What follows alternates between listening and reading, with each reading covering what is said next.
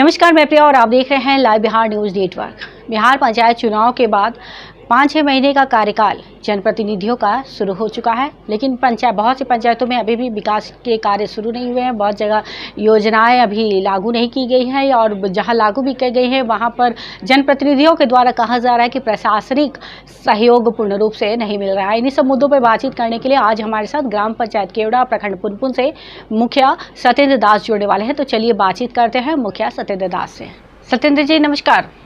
जी आपको भी नमस्कार। बहुत बहुत स्वागत है सत्येंद्र जी लाइव बिहार न्यूज़ नेटवर्क में। जी आपको भी बहुत बहुत स्वागत।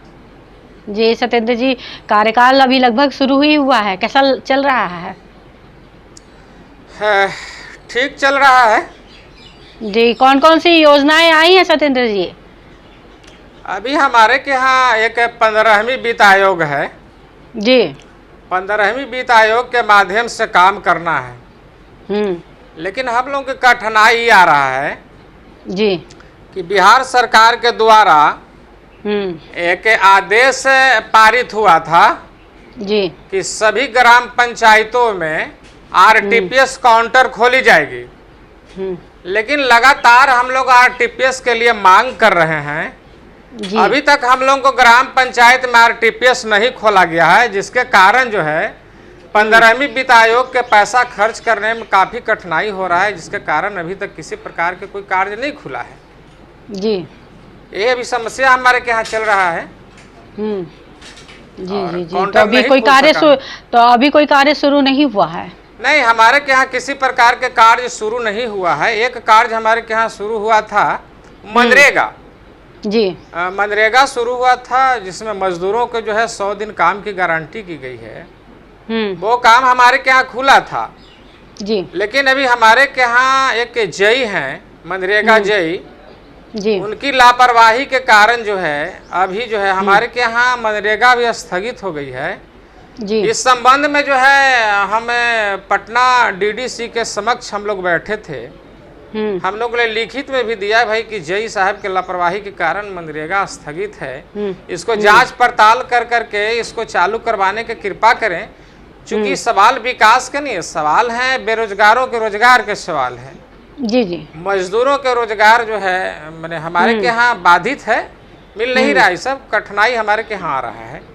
जी जी। ये सब समस्या है। तो इस वक्त समस्या क्या क्या मौजूद है पंचायत में? देखिए जी, समस्या तो जिंदगी भर छूटने वाला नहीं, समस्या तो चलता रहेगा। जी जी बिल्कुल। लेकिन हमारे के यहाँ सबसे मुख्य रूप से हमारे के यहाँ जो है समस्या है शिक्षा का। जी। आज खास करके जो हमारे पंचायत में जो शिक्षा का गिरावट हुआ है जी, इससे बहुत चिंतित में हम लोग ग्राम पंचायत के जनप्रतिनिधि लोग रहते हैं। खास करके शिक्षा जो हमारे पंचायत में समाप्त हो गया है। शिक्षा नाम की कोई चीज है ही नहीं। और यहाँ जो है हमारे के यहाँ जो शिक्षा है एकदम समाप्त है। विद्यालय तो सुना पड़ा हुआ है, इसमें किसी प्रकार का कोई पढ़ाई चलता नहीं है। जी। हमारे के यहाँ समस्या है, इसी को लेकर के हम लोग ने जो शिक्षा पदाधिकारी साहब से अपने लेटर पैड पर लिख करके मांग किए हम लोग कि हमारे पंचायत के किस विद्यालय में कितने शिक्षक हैं। हम लोग ने मांग किया।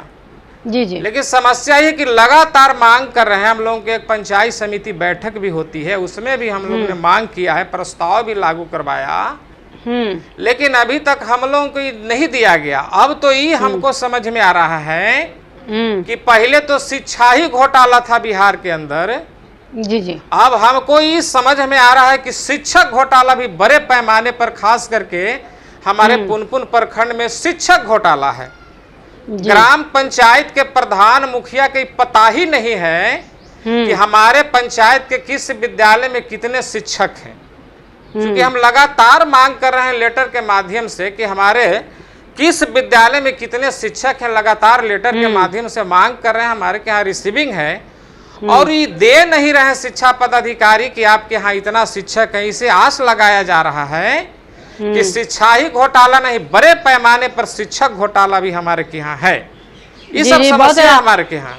जी जी, बहुत दुखद बात बता रहे हैं आप। शिक्षा इस तरह से बाधित है और शिक्षा का विकास नहीं है पंचायत में, तो बिना शिक्षा के तो विकास असंभव है। ये तो सबसे जरूरी विकास, सबसे जरूरी चीज है। और शुरुआत यहीं से होता है, शिक्षा के आज अभाव के कारण हो रहा है कि मान ले किन्हीं को नल जल के हमने पानी दे दिया और वो क्या कर रहा है कि शिक्षा के अभाव में पानी पी भी रहा है, उसको बर्बाद कर रहा है। बिल्कुल, जागरूकता का कमी, जागरूकता की कमी हो जाती है लोगों में। तो जागरूकता तो तब न फैलेगा जब वो शिक्षित होंगे। बिल्कुल। और हमारे के यहाँ सबसे बड़ा समस्या अगर है तो शिक्षा का सबसे बड़ा प्रॉब्लम है। अगर हमारे के यहाँ शिक्षा की व्यवस्था हो तो हम नहीं समझते हैं कि और कोई दिक्कत भी होने वाला है। बड़े पैमाने पर शिक्षा का अभाव है हमारे के यहाँ। जी, और जी, और स्वास्थ्य केंद्र की क्या व्यवस्था है लोगों के इलाज की? देखिए, एक चीज तो है, स्वास्थ्य केंद्र तो हमारे पंचायत में भी नहीं बना हुआ है। हमारे पंचायत में स्वास्थ्य केंद्र नहीं है। लेकिन एक चीज मैं बता रहा हूँ आपको कि खास करके कोरोना काल में हमारे के यहाँ जो एनएम का बहाली जो हमारे के यहाँ किया गया, एकदम समझिए कि मैंने इतना काफी मेहनत रहा हूँ कोरोना काल में। उन्होंने जितना मेहनत किया, मैं उनको तहे दिल से धन्यवाद करना चाहता हूँ। हमारे के यहाँ सबसे अगर कोई ज्यादा काम करने वाले थे उस स्वास्थ्य विभाग से एनएम थे, आशा थे और एक जीविका दीदी हैं जी। हमारे यहाँ ग्रामीण स्तर पर महिलाओं को जो जागरूक करने का उन्होंने जो काम किया, तहे दिल से उनको इस चैनल के माध्यम से जीविका दीदी को धन्यवाद भी करना चाहता हूँ जी। उन्होंने बहुत बढ़िया काम किया। जी जी। और सत्येंद्र जी, पंचायत में पेंशन और राशन की व्यवस्था, उसमें क्या?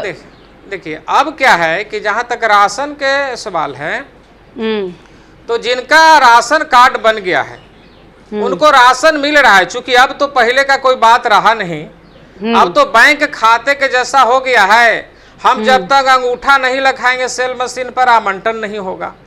तो राशन मिल रहा है। हमारे के यहाँ कुछ प्रॉब्लम ये हो गया है कि अभी भी बहुत से ऐसे आदमी हैं, ऐसे परिवार हैं जिनको अभी तक राशन कार्ड बना नहीं है। लेकिन हमारे के यहाँ प्रखंड विकास पदाधिकारी जी के द्वारा यह सूचना किया गया था कि सभी पंचायतों में बनाया जाएगा, जो है कि छूटा हुआ जो परिवार रह गए उनको राशन कार्ड बनाया जाएगा।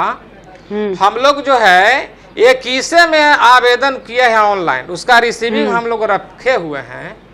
आज तक जो है उनका राशन कार्ड नहीं दिया गया। ये भी लगातार हम लोग लेटर के माध्यम से मांग कर रहे हैं। जी, प्रशासनिक तौर पे आप लोगों को सहयोग नहीं मिल रहा है जिससे कि पंचायत के विकास कार्य को आगे बढ़ाया जा सके। पंचायत में आपका पहला कार्यकाल हुआ है मुखिया जी, पूर्व में भी रहे हैं?